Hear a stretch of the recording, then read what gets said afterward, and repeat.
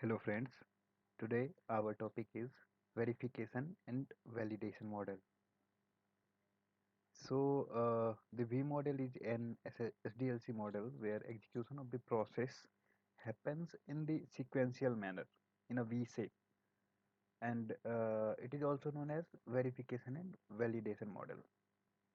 The V model is an extension of waterfall model and is based on the association of a testing phase for each corresponding development stage. This means that for every single phase in the development cycle, there is a directly associated testing phase. This is highly disciplined model, and the next phase start only after completion of the previous phase. So this is the diagram of the verification and validation model, where you can see that as soon as the requirement analysis is started, parallelly we have acceptance test design uh, is started. Similarly, for system design, we have system test design.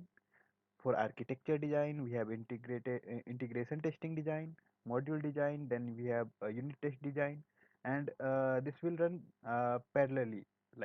For initiation of the project, we start initiation of the testing phase.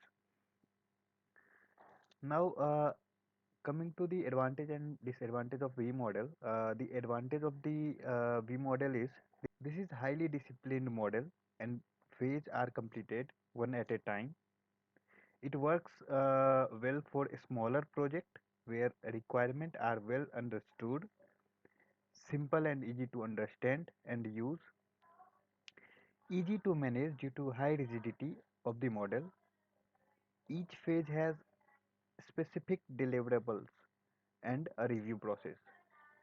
Coming to disadvantage part, it has high risk and uncertainty as well. Not a good model for complex and object-oriented project.